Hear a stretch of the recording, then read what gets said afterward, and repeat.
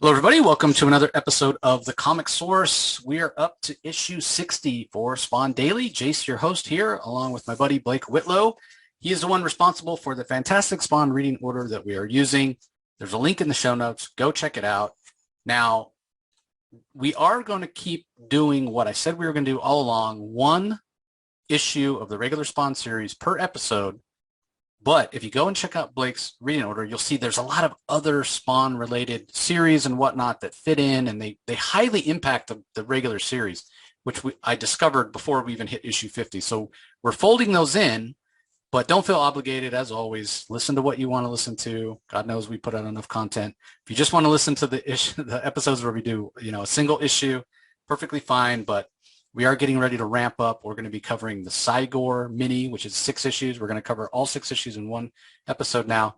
We're not going to do the regular thing where I recap page by page because it'll just take too long to do 6 issues in one. So it'll be, a little faster paced, a little more broad, but we do want to cover it because it is really important. And as I said, it impacts the story. We know that his buddy Mike is actually Cygor, or his brain anyway. So again, it impacts. So that's why I've had a few people ask me, why are you doing more than just the regular Spawn series? And we do still plan on finishing up before the end of the year. We'll see how that all plays out. So anything to add to that, Blake? I know you've been working a little bit on the reading order lately, making it even better. No, nothing right now. Gotcha. Okay, well, let's go ahead and dive into issue 60, everybody. We left you on a bit of a cliffhanger with 59. Cyan had been kidnapped. And yeah, we'll see how that all plays out. So let me go ahead and share my screen. You can see Spawn was here. Capullo cover, McFarlane inks. And yeah, doesn't look too good for the clown, but I do want to point out that the hooks of 2 of those meat hooks that he's hanging by, at least they're keeping him smiling. So it can't be all bad. He's such a happy character. Yeah, you put it really well last time. I think it was last episode, maybe the episode before, where you said he's such a character or a creature of chaos, and he really is. You can never predict what he's going to do, why he's going to do it. Even he himself, I think, doesn't know what he's going to do from one moment to the next. So it's a great way to his own whimsy. Yeah, it's a great way to put it, a creature of chaos. So as you can see from the credits inside the front cover there, Todd McFarlane on story, Capullo on pencils, but child's art by Cyan McFarlane, which I thought was interesting. Inks by McFarlane and Chance Wolf. No Danny Mickey on this issue. Tom Orzechowski doing the copy editing and lettering, and then Brian Haberlin and Dan Kemp on colors. There's a recap there for 59. Basically, Spawn asking Terry, hey, when are we going to do something with this crazy guy Forsberg so we can make a move on Winn? And Wanda being distraught once Cyan is kidnapped, thinking it was Spawn that took him because the Violator had appeared to be Spawn. He was shapeshifted into Spawn's form. When he kidnapped her, Wanda got a glimpse. Obviously, the clown, Violator, whatever you want to call him, is trying to drive a wedge between Spawn and his allies here. So as the issue opens up, we see Terry is trying to comfort Wanda there. She's distraught over her daughter missing. And Terry himself believes that Al's the one that took him, and he says, damn you, Al. They just don't understand why he would do that other than, some kind of mad jealousy, the fact that Al Simmons wasn't able to give Wanda the daughter that she wanted. So we also saw last issue, once Wanda kind of sounded the alarm, that a bunch of police descended into Rat City, and they're there looking for Spawn. And we see him there with his weapons, and he's about to take out one of the police officers when Cagliostro stops him. He's like, what are you doing?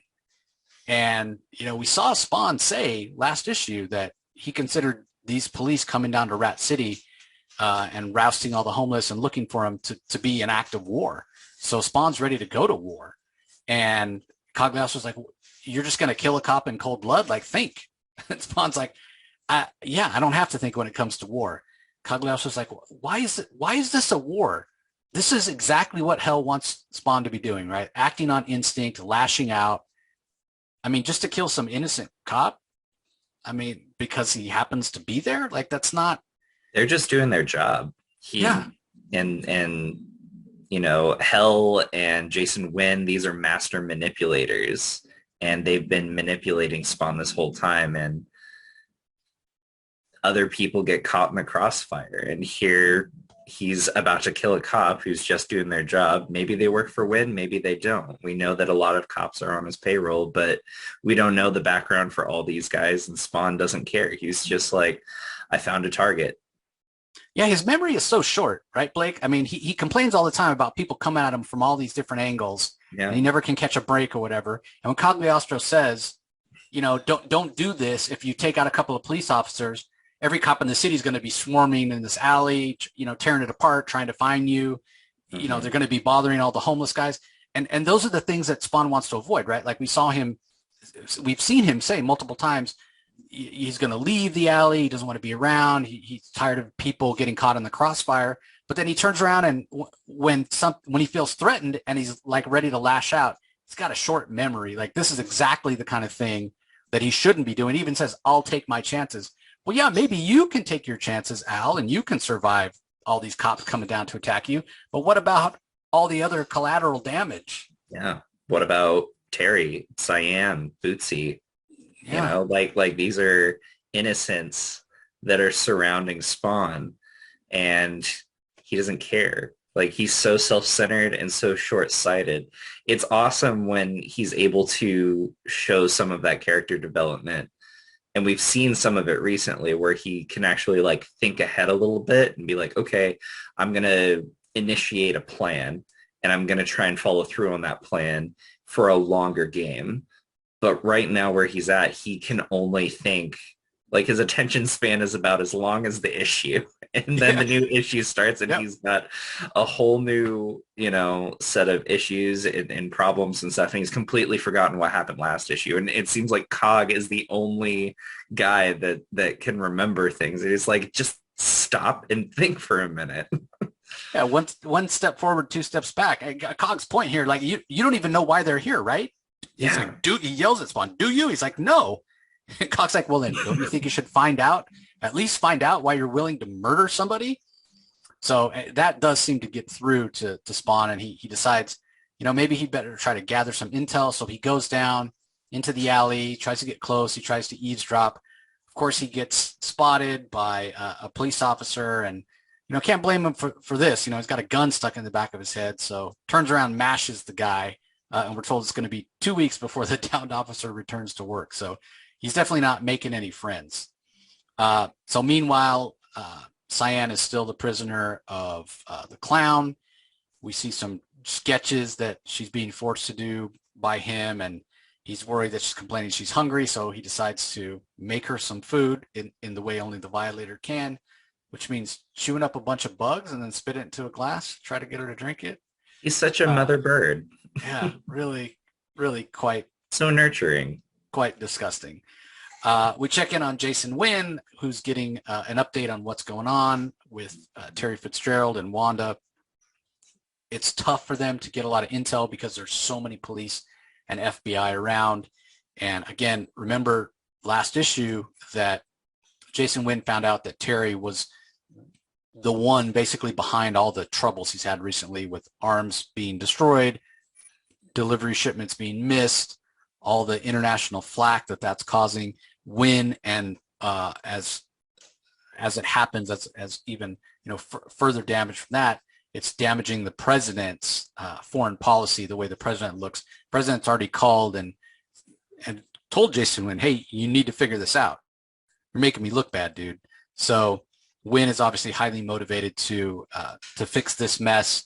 He wants to know if Jason Winn has rather if Terry Fitzgerald has contacted anybody with this information, and if so, he wants those people terminated. Meanwhile, Terry's back at the house. He goes into the restroom, and Spawn shows up. He lashes out.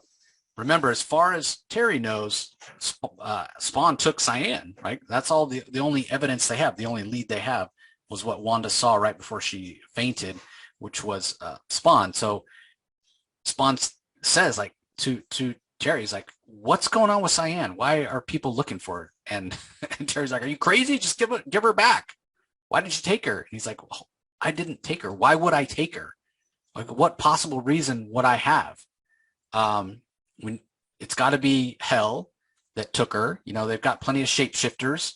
Your child's just, a pawn, a toy, and I need some answers. Unfortunately, before they can formulate a plan, Wanda comes knocking on the door. Again, Terry hasn't told his wife the truth. She doesn't know that Alan Simmons and Spawn are one and the same. Wanda knows that Spawn was in there. She even says, why are you hiding? I just heard you talking to somebody. What's going on? You'd think that after being caught in a situation like this, like, she knows. She's been suspecting something's going on for a long time. And now she straight up knows that Terry and Spawn are in direct communications with each other, and their daughter's missing. So this would be the perfect time for him to come clean and just be like, okay, this is what we've been doing. Yeah, I think that's probably for the best, but at the same time, I can see the other side of it. Like, she's already going through the trauma of losing her daughter, or thinking that she's lost her daughter. Is this the time you want to tell her ex-husband that she still loves, apparently, is back from the dead? So I can kind of see both sides. Yeah. But we do see Spawn there in that bottom right panel grabbing one of Cyan's stuffed animals. So we'll see how that pays off here in a second. But first we check in with our three favorite talking heads, and they're basically just reminding us about all the foreign policy issues that I was just mentioning, about how all these arms deals and aid that the U.S. has promised to these other countries hasn't been coming through, and it's reflecting badly on the president. So next page, full page, beautiful collage here with some great, like Spawn's face there almost looks like the moon, and then we have some great insets. Obviously, there's the hooks where the clown is keeping Cyan prisoner. See a reference to the crayon. We see Cyan herself. We see the drawings. We see the clown. And we see Spawn there, and he's holding this stuffed animal. So he's trying to establish a link with Cyan to see if he can find out where she is. Now, she's got the pacifier that she wears around her neck tied with the shoelace that he wore in his face for a long time. So it's a part of him that she has with her. Now, Spawn has her stuffed animal, so he's got a part of her with him, something she held close. So he's thinking that this is going to be able to establish a connection. He'll be able to find out where she is and go and rescue her.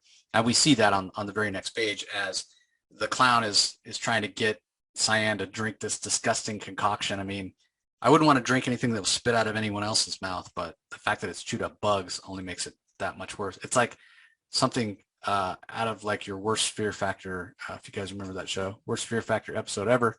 So Spawn shows up and instructs his cape. It feels like he's more in tune with his costume, at least in this fight. It actually responds to his commands and grabs her out of harm's way. And the clown's immediately aware, I'll try to protect her. You're a fool. She's mine. I didn't say you could have her yet. And Spawn's not having any of it, right? He sets her down out of the way, and he could just leave. We're told he could just leave. He gives her stuff out, he could just leave, but he wants some payback.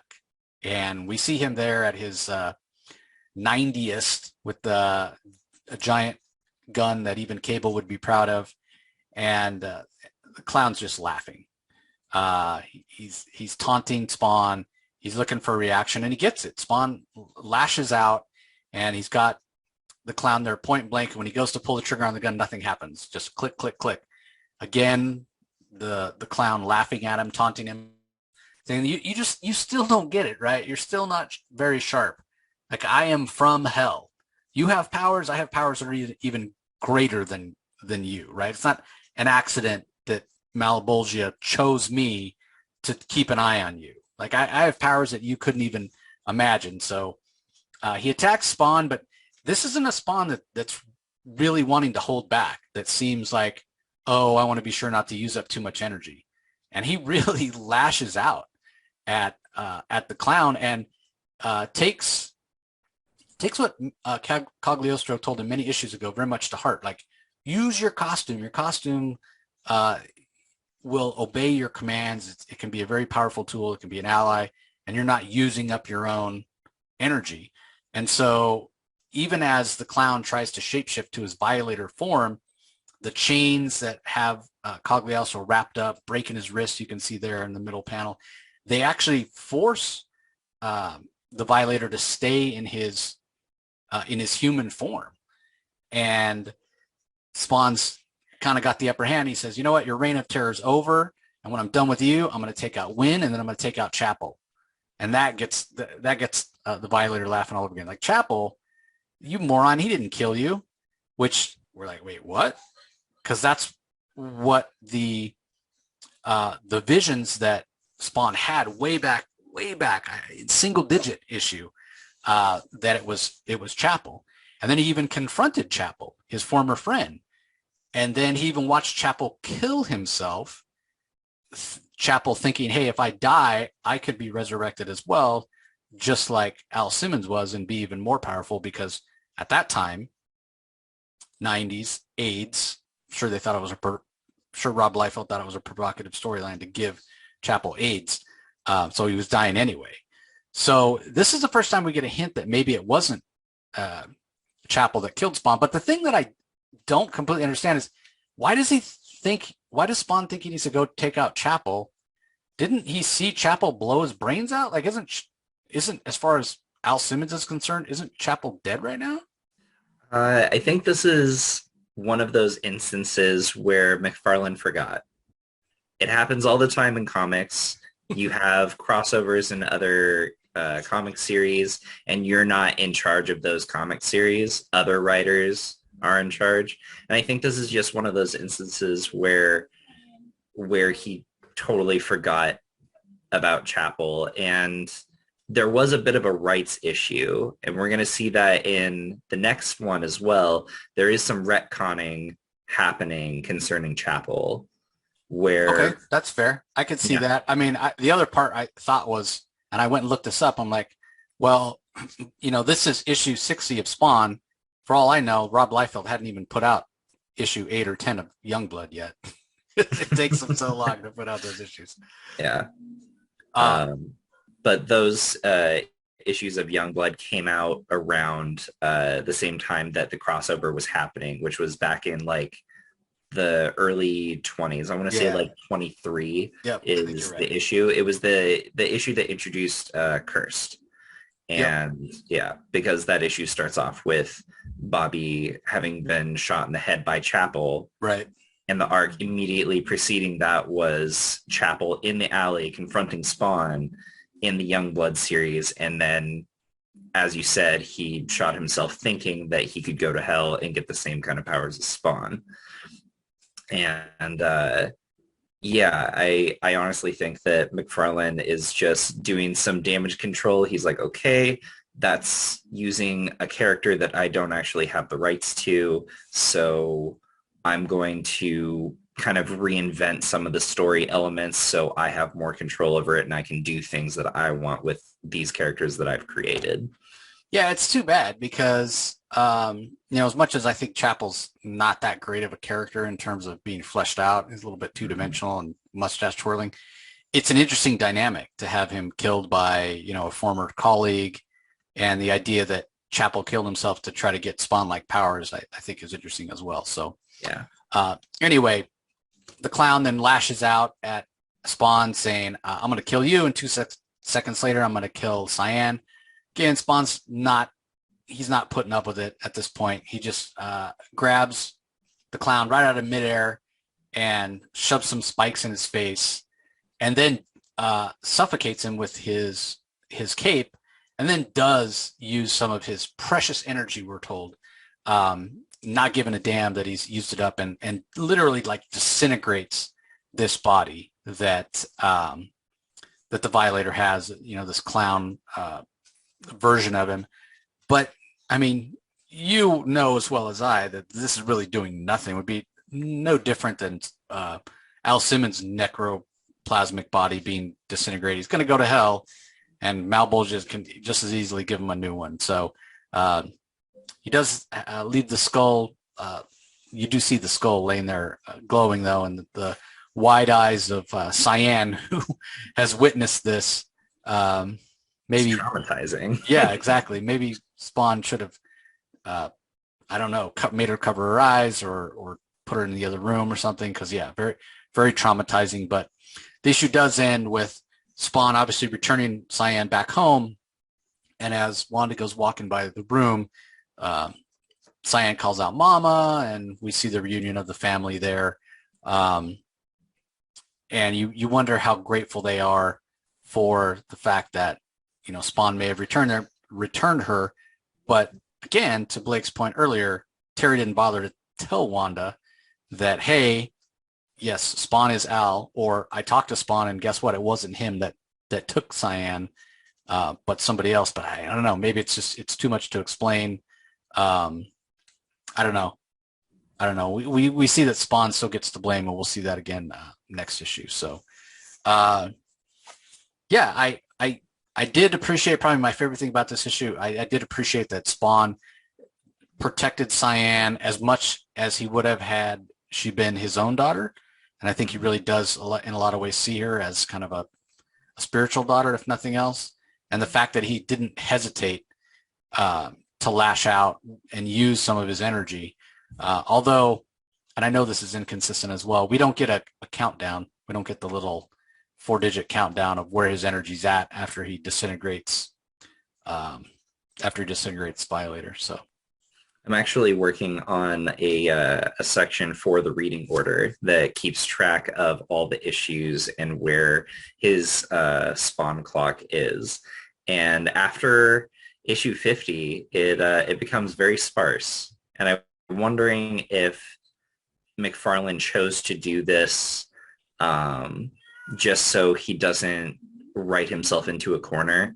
Like if Spawn uses so much power and he reduces the clock a certain amount, then, oh no, now I've limited what I can do with his powers in future issues or something like that. I don't know. Because if he doesn't include the clock, it keeps it very lofty and vague and he can play with it as much as he wants. Yeah, it's a good point, because especially if he's doing something he's done before. Well, last time when he teleported, it used, this amount. And then this next time when he teleported, it only used a third of that amount. Why, what was the difference? Well, I mean, how comic book fans can be about the... Every once in a while it pops up. It becomes a plot point later on in the series, keeping track of it. And at that point, he keeps it like consistently in the issues as long as it's a plot point. So this isn't the last we've seen of the clock, but it's a comic book, it's a fantasy, it's a sci-fi, it's a horror. You